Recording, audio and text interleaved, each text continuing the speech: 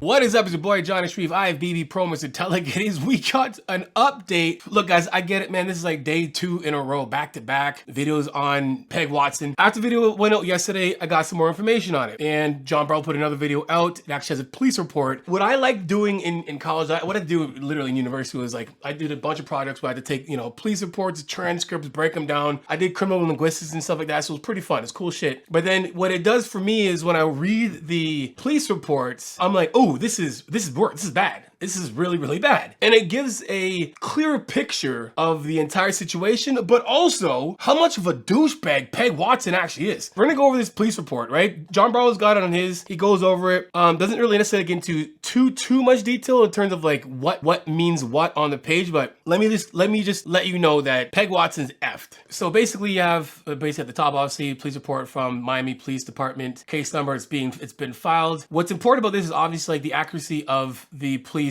who made the statement here, right? So we have a 32 incident type, 32-year-old male, simple assault / battery, and then bracket misdemeanor. Now, who are they talking about here? They're talking about Wes Watson, 32 years old, because down here when you look at the victim is actually age 28, right? So what does it mean, misdemeanor? In brackets, because it says misdemeanor in brackets, it means they haven't decided whether or not this is a misdemeanor or a felony, right? If it's a misdemeanor, way less of a punishment, so to speak. And if it's a felony, I need to explain that. So continue going on the way down. You have obviously the constable that was when entering this in. So now we have two things. We have the offenses, right? And then the entities. We have the offense, simple battery, statute. There's the number for it. So basically that's going to be tied to what type of battery or whatnot. And is it hate bias, non/no hate bias, and no bias at all? So there really isn't a reason in a sense. Simple battery, basically the difference between assault and simple battery is this. In Canada, we just have assault. And depending on the crime, basically assault covers battery. In the States, assault is basically threatening somebody, the intent to cause somebody harm, but not actually harming the person, where battery is actually physically harming the person. And then we have basically the victim, individual, his name, black, named Wes Watson. So the victim in here is homeboy that got beat up. This entire thing is actually pretty funny. It's pretty revealing. When it comes to this report, basically the incident is dispatched, officer was dispatched with a non-emergency mode for a violent fight at the gym, right? So we got there. We don't know if it's, we know there's a fight that's at the gym. Someone called, there's a fight at the gym, come there, right? So it could have been somebody that called that was witnessing it happen. This is what Wes Watson told the police. The suspect stated he was working out at the gym. The victim approached him and initiated a confrontation stating he wanted to fight. And then the sequence goes from what Wes Watson says. According to the suspect, the incident escalated from a verbal argument to a physical altercation. With if he's given his statement, right? You have to take both statements from both people with evidence and witnesses, etc. You're gonna find out who's telling the truth. The knowledge of the victim, the suspect claimed he has no clue who the other person was before. Never seen him before. Never seen this guy came in here and this big ass dude just he want to fight me, and that's basically what he said. I don't know who the guy is. And then the legal action, the suspect stated, I'm not going to press charges, because when the cop gets there, there's two people calling. Now, I don't think the other guy called the police. In Canada, if you call the police first, you're basically, you kind of win in a sense until you actually go to court. So I'll give an example. If you are, let's say you get in a fight with somebody, same situation, and you call the police, and you're like, hey man, this guy beat me up, and you started the fight, they would come by and kind of be like, hey, you called the police, the other person didn't. So they kind of look at that person as the important person first until they get actually, the witnesses and evidence, and they basically sort on the end, and then if you do lie, you end up being basically effed. The victim's account, which is the guy that got beat up, brutally jumped, claimed the victim alleged that the suspect invited him to the gym to fight via Instagram.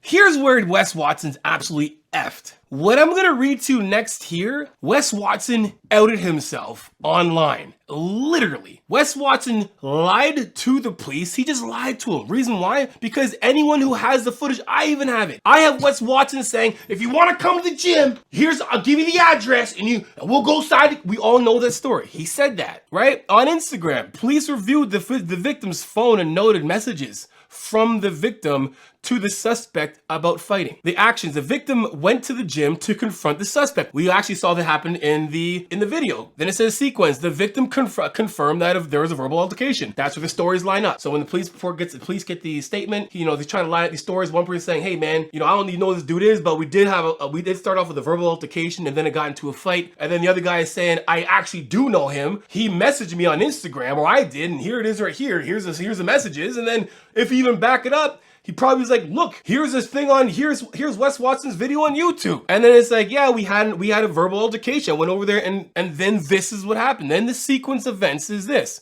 The victim confirmed the verbal altercation escalated into a physical fight. If it was just a physical fight and they just duked it out and did exactly what Wes Watson was and lied and said to everybody in the world, if you come to the gym, me and you walk outside and we'll handle our shit together and that's it, it would be completely different. But the problem is that the victim claimed he was hit with a belt, which we have evidence. He was jumped by multiple people, which we have evidence, and struck with weights, which we have evidence. And in legal action, the victim stated he would only press charges if the fight was not one-on-one and involved the multiple assailants. I don't know. He ain't slow. Sorry. This dude went and y'all like, oh man, he asked what you get for. It's like, no. He didn't ask for that. He went there with already having conversation with Wes Watson about fighting due to the fact that Wes Watson challenged everybody and he took the challenge. If that was a man, if Wes was actually an alpha man, he would have been like, yo, what's up? Push me. Like, yo, let's go outside then. Let's go outside. Cool, you push me, let's go outside. Because if that happens,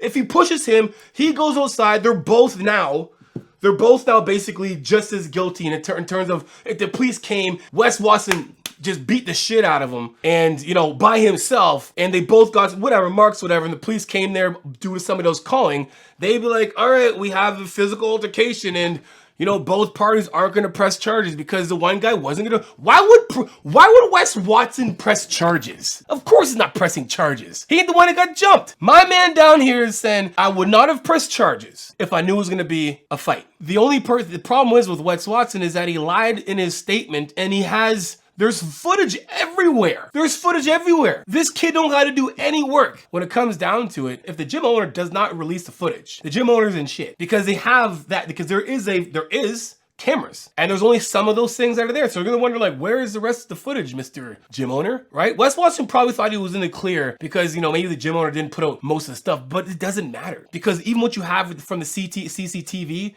footage is Wes beating the shit out of him more than once, more than one punch, using a belt. It's all there. They have enough. Wes Watson is absolutely effed to the world. There's evidence that is there. All the victim has to do is just collect it. Give a bunch of it to his lawyer.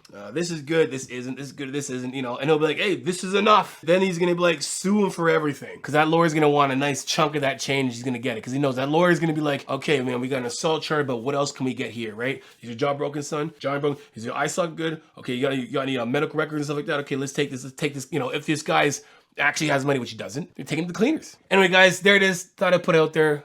That's from this transcript, so you guys can go find them yourself. Like we always sign out, guys, for coaching, JohnStreetFitness.com. Hit that link in the description below. Fill out that application. Get on a 50-minute video call with myself. We go over your goals and see what we can achieve together. When I say we, I mean me and you, face to face on a video. We check it out and see what we can achieve together in this new year. Tomorrow, if this video doesn't get out by tomorrow, it's either tomorrow is going to be the National Quit Day or today is National Quit Day. January 10th is National Quit Day, and we are not quitting. So if you're stuck, hit up the link description below. If you're just beginning, hit the link description below. If when we get on the call, I promise you at the end of the call, we will have a solution, whether it's coached by myself or some other service of some sort. I promise you, you are not quitting tomorrow or today, whenever this video goes out. Anyway, till next time, guys, you know how it is. Iron sharpens iron. Progressive overload your life. In the meantime, keep dream chasing. Peace.